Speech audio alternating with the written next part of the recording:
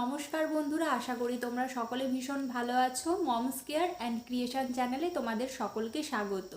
শীতকালে কিভাবে তোমরা তোমাদের ছোট্ট সোনার স্কিন কেয়ার করবে, কিভাবে জামা কাপড় পরাবে, কোন জিনিসটা খাওয়াবে আর কি খাওয়াবে না, আর যদি বাচ্চার ঠান্ডা লেগে যায় তাহলে তোমরা কি করবে, এই সমস্ত বিষয় নিয়ে আজকে আমি আলোচনা করব।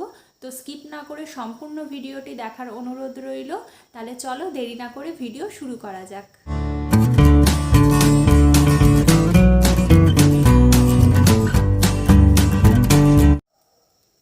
দেখো, বাচ্চাদের স্কিন তো খুব সেনসিটিভ হয়, তাই শীতকালে শুষ্ক ওয়েদারে কিন্তু বাচ্চাদের স্কিন খুব তাড়াতাড়ি ড্রাই হয়ে যায়।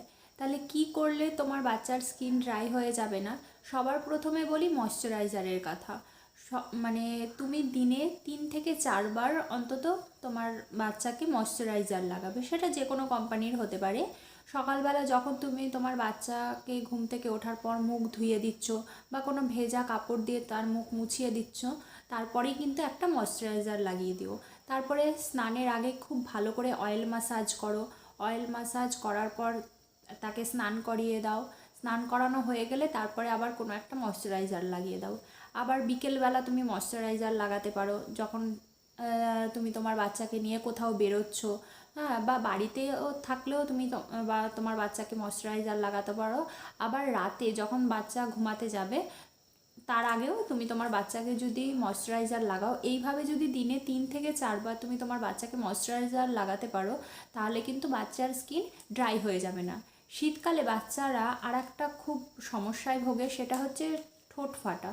অনেক সময় কি হয়, বাচ্চার ঠোঁট ফেটে গেছে, বাচ্চার ঠোঁট থেকে রক্ত বেরোচ্ছে, হ্যাঁ, এতটাই মানে বাড়াবাড়ি হয়ে যায়। তা আমি যেটা করি আমার বাচ্চার ক্ষেত্রে, সেখানে হচ্ছে ঠোঁটে আমি ওর মাখন লাগিয়ে দিই।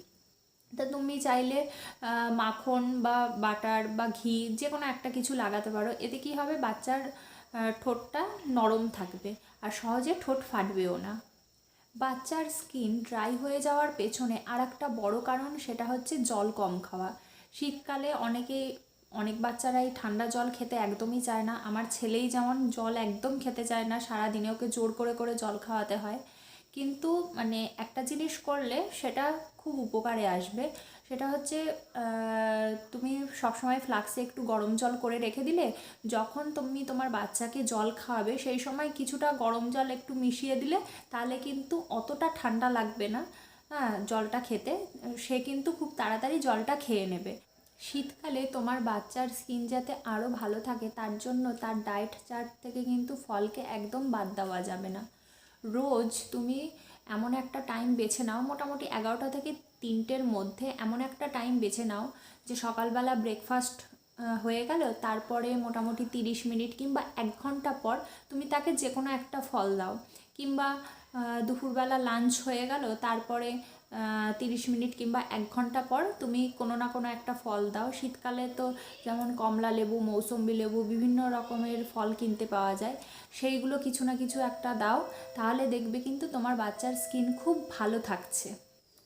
কমলা লেবু, মৌসম্বি লেবু, কিউই প্রভৃতি নানা ফলে প্রচুর পরিমাণে ভিটামিন সি থাকায় এই সমস্ত ফলগুলো কিন্তু স্কিনের জন্য খুবই ভালো। তাই চেষ্টা করো শীতকালে বাচ্চাদেরকে এরকম টক জাতীয় যে সমস্ত ফলে প্রচুর পরিমাণে ভিটামিন সি আছে সেই সমস্ত ফল খাওয়ানোর। তোমার বাচ্চা যদি খুব ছোট থাকে তাহলে ফলের রস করে দিতে পারো, এতে কিন্তু বাচ্চার স্কিন খুবই ভালো থাকবে। ড্রাই ফ্রুটস কিন্তু শরীরে ইমিউনিটি পাওয়ার বাড়াতে সাহায্য করে, তাই চেষ্টা করো যাতে তুমি তোমার বাচ্চার খাবারে ড্রাই ফ্রুটস দিতে পারো। সেটা তুমি ড্রাই ফ্রুটসের পাউডার করে রাখলে, সেটা তোমার কোনো খাবারের সাথে মিশিয়ে দিলে, কিংবা ড্রাই ফ্রুটসের পেস্ট করে তুমি দিতে পারো, দুধের সাথে মিশিয়ে দিলে, বা ওটস করে দিলে ওটসের সাথে মিশিয়ে দিতে পারো। এইভাবে বিভিন্ন খাবারের সাথে যদি তুমি ড্রাই ফ্রুটস মানে মিশিয়ে দাও, তাহলে কিন্তু সেটা তার শরীরের জন্য আর স্কিনের জন্য খুবই ভালো হবে। এবার আমি বলবো যে কিভাবে শীতকালে তুমি তোমার বাচ্চাকে ঠান্ডার হাত থেকে বাঁচাবে। প্রথমে বলি অয়েল ম্যাসাজের কথা। তুমি তোমার বাচ্চাকে ডেলি অয়েল ম্যাসাজ করো। আর এই শীতকালে সর্ষের তেলের থেকে ভালো অপশান তো আর কিছু হতেই পারে না, কিন্তু কোনো কোনো বাচ্চার আবার সর্ষের তেলে র্যাশ হতে পারে। তো যেসব বাচ্চার সর্ষের তেলে র্যাশ হয় তারা সর্ষের তেলটাকে স্কিপ করে বাদাম তেল বা অলিভ অয়েল এগুলো দিয়েও অয়েল ম্যাসাজ করতে পারো। অয়েল ম্যাসাজের ফলে বাচ্চার শরীরে ব্লাড সার্কুলেশন ভালো হয়, বাচ্চার শরীর ভালো থাকে, স্কিন ভালো থাকে। তারপরে তাছাড়া সর্ষের তেল দিয়ে যে সমস্ত বাচ্চারা অয়েল ম্যাসাজ করে তাদের মানে শরীরটাকে গরম রাখতে সাহায্য করে। তারপরে বাচ্চারা খুব এনজয় করে ওই টাইমটায় যখন তাদের অয়েল ম্যাসাজ হয় স্নানের সময়টুকু। 11টা থেকে 12:30টার মধ্যে তুমি একটা যে কোনো একটা টাইম তুমি বেছে নাও, যে সেই টাইমে তুমি তোমার বাচ্চাকে রোদে রেখে অয়েল ম্যাসাজ করলে কি হয়, আর যেদিন দেখলে যে বাইরে একটা রোদ ওঠেনি কিন্তু খুব হাওয়া হচ্ছে, সেদিন তুমি তোমার ঘরে বাচ্চাকে ভালো করে তেল মালিশ করে দিলে কিন্তু খেয়াল রাখবে যে যাতে বাচ্চার কে যখন তুমি তেল মাখাচ্ছ সেই সময় যেন হাওয়া তার শরীরে না লাগে। কি হয়, যখন তুমি অয়েল ম্যাসাজ করছো এতে কি হয়, বাচ্চার শরীরে একটা হিট তৈরি হয়। এবার বাইরে থেকে যদি একটা ঠান্ডা হাওয়া তার শরীরে লাগে তাহলে গরম ঠান্ডায় কিন্তু তার ঠান্ডা লেগে যেতে পারে। তো এটা সবসময় খেয়াল রাখবে যাতে যখন তুমি তেল মাখাচ্ছ, এবার রোদে যদি তুমি তেল মাখাও রোদে রেখে, তাহলে কি হয়, বাইরে থেকে একটা ঠান্ডা হাওয়া আসছে, যেদিন দেখলে যে হ্যাঁ খুব একটা হাওয়া হচ্ছে না সেদিনকে তুমি রোদে রেখে তেল মাখালে। কিন্তু এটা সবসময় খেয়াল রাখবে যে অয়েল ম্যাসাজ করার পর মোটামুটি 15 থেকে 20 মিনিট পর কিন্তু বাচ্চাকে স্নান করানো উচিত। তার আগে কিন্তু স্নান করালেও কিন্তু ওই যে রোদে যেহেতু রাখছো তার ফলে কি হচ্ছে, তার শরীরে একটা হিট তৈরি হচ্ছে। এবার যখন তুমি তার গায়ে জল ঢালবে এতে কিন্তু ঠান্ডা গরমে আবার ঠান্ডা লেগে যেতে পারে। তো এটা সবসময় খেয়াল রাখবে। আর ডেলি তোমার বাচ্চাকে হালকা ঈষদ উষ্ণ গরম জলে স্নান করাবে।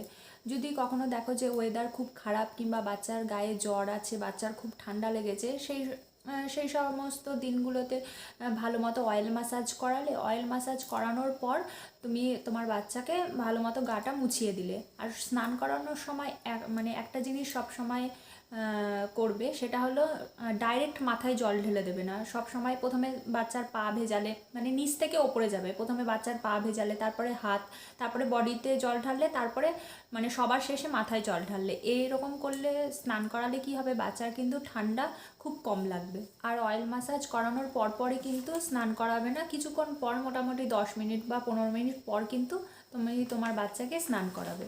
আর শীতকালে সবসময় তুমি তোমার বাচ্চাকে লেয়ারিংয়ে জামা পরাবে। কি প্রথমে একটা গেঞ্জির মানে স্যান্ডো গেঞ্জি টাইপের কোনো কিছু পরালে, তারপরে হাফ হাতা কোনো জামা পরালে, তার ওপরে ফুল হাতা কোনো জামা পরালে, তার উপরে যদি প্রয়োজন পড়ে তাহলে সোয়েটার বা জ্যাকেট, প্রয়োজন বুঝে তুমি তোমার বাচ্চাকে কিন্তু এইভাবে জামা কাপড় পরাতে পারো। এইভাবে লেয়ারিংয়ে জামা কাপড় পরালে কি হয়, যে তোমার বুঝতে সুবিধা হবে যে বাচ্চার গরম লাগছে নাকি ঠান্ডা লাগছে। কারণ বাচ্চারা তো আর বলতে পারে না যে আমার গরম লাগছে বা আমার ঠান্ডা লাগছে। যদি তুমি 2 বা 3টে লেয়ার পরানোর পর যদি দেখো যে বাচ্চার পিঠে হাত দিয়ে দেখো যে বাচ্চার পিঠ ঘামছে, তাহলে তোমাকে বুঝে নিতে হবে যে বাচ্চার গরম লাগছে, তখন তুমি একটা লেয়ার খুলে দিলে। এরকম করে জামা কাপড় পরালে কিন্তু মানে বাচ্চাও কমফোর্টেবল ফিল করবে, আবার তোমারও বুঝতে সুবিধা হবে যে বাচ্চার কোনটাতে ঠান্ডা লাগছে আর কোনটাতে ঠান্ডা লাগছে না। তাছাড়া শীতকালে তো দরজা জানলা সবারই বন্ধ থাকে, তো ঘরে এমনিতেই একটা গরম পরিবেশের তৈরি হয়। তা বাচ্চা যখন রাতের বেলা ঘুমিয়ে থাকছে তখন কিন্তু বাচ্চার গায়ের ওপরে কাঁথা কম্বল এই সমস্ত কিছু চাপিয়ে দেবে না। তুমি কি করবে, যে একটা ফুল হাতা জামা আর একটা ফুল প্যান্ট মানে পরিয়ে তাকে ঘুম পাড়িয়ে দিলে এতেই কিন্তু সে আরাম করে ঘুমাবে। আর হচ্ছে সব সময় এটা খেয়াল রাখবে যে বাচ্চা যখন ঘুমিয়ে পড়েছে তখন কিন্তু বাচ্চার পায়ে যাতে মোজা না পরানো থাকে। আর হচ্ছে যখন বিকেলবেলা সে বাইরে বেরোচ্ছে বা চেষ্টা করবে যে বিকেলের আগে 3টের মধ্যে তাকে বাইরে থেকে ঘুরিয়ে আনার। যদি বিকেলবেলা সে বাইরে বেরোয় তাহলে ভালো মতো যাতে টুপি পরে থাকে, টুপি পায়ে মোজা এই সমস্ত জিনিসগুলো যেন পরে থাকে। আর যদি বাচ্চার কোনো কারণে ঠান্ডা লেগে যায় তাহলে তুমি তোমার বাচ্চার মানে ডেলি যদি ঠান্ডা লাগুক বা না লাগুক তাহলে সেক্ষেত্রে তুমি তুলসী পাতার রস আর মধু একসাথে মিশিয়ে খাওয়াতে পারো। তাছাড়া এখন তো অনেকেই কাঢ়া বানায় সে তুলসী পাতা, তেজপাতা, আদা, গোলমরিচ, লবঙ্গ এই সমস্ত কিছু দিয়ে কাঢ়া বানিয়ে তুমি তোমার বাচ্চাকে খাওয়াতে পারো। হ্যাঁ, এবার লবঙ্গ, তারপরে আদা, এই সমস্ত গোলমরিচ এইগুলো অ্যাড করলে কি হয়, একটু বেশ ঝাল ঝাল ঝাঁঝালো একটা মানে গন্ধ হয়। তা সেটা যাতে না লাগে, বাচ্চার ক্ষেত্রে একটু কম কম পরিমাণ দিয়ে তারপরে মধুর সাথে মিশিয়ে তুমি তোমার বাচ্চাকে কিন্তু খাওয়াতেই পারো। তাছাড়া কাঁচা হলুদের রস আখের গুড়ের সাথে মিশিয়ে খাওয়াতে পারো। দুধের মধ্যে একটু হলুদ দিয়ে দিলে এতে কি হবে, বাচ্চার ঠান্ডা কম লাগবে। ঠান্ডা যদি লেগেও থাকে সেটা কি হবে, বাচ্চারা তো আর বের করতে পারে না, পটির মাধ্যমে কিন্তু বেরিয়ে যাবে। আর হচ্ছে ইমিউনিটি পাওয়ার বাড়াতে সাহায্য করবে। আর মাঝে মধ্যে একটু স্টিম নিতে পারো, কিছুক্ষণের জন্য স্টিম নিলে তাহলেও কিন্তু বাচ্চার এতে ঠান্ডা লেগে থাকলে সেটা কিন্তু কমে যাবে। আর যদি বাচ্চার নাক বন্ধ থাকে তাহলে নেজো ক্লিয়ার ইউজ করতে পারো। এটা কিছুই না, নর্মাল স্যালাইন ওয়াটার। তোমার বাড়িতে যদি না থাকে তাহলে তুমি বাড়িতেই বানিয়ে নিতে পারো। 1 চামচ গরম জলে, সেটা গরম জলটাকে ঠান্ডা করে নেওয়ার পর তাতে 1 চিমটি লবণ দিলে সেটাকে ভালো করে মিক্স করে যদি তুমি নাকে দাও, এতে কিন্তু নাক খুলে যায় বাচ্চার। সেটা বড়রাও দিতে পারে, কিন্তু একটা জিনিস খেয়াল রাখবে যে দুটো নাকের ফুটোতে একবারে কিন্তু দেবে না। প্রথমে একটা ফুটোতে দিলে, তারপরে 5 মিনিট পর তারপর আরেকটা ফুটোতে দিলে, এইভাবে দিলে কি হবে, নাকটা খুব তাড়াতাড়ি ছেড়ে যাবে। আর রোজ স্নানের সময় কিন্তু চেষ্টা করবে যে বাচ্চার নাক যাতে পরিষ্কার করে দেওয়ার। এইভাবে তোমরা কিছু কিছু ছোট ছোট জিনিসগুলো ফলো করো, আশা করি তোমাদের সকলের উপকারে লাগবে। আজকের মতো এই পর্যন্তই, আবার নতুন ভিডিওতে তোমাদের সকলের সাথে দেখা হবে। নমস্কার।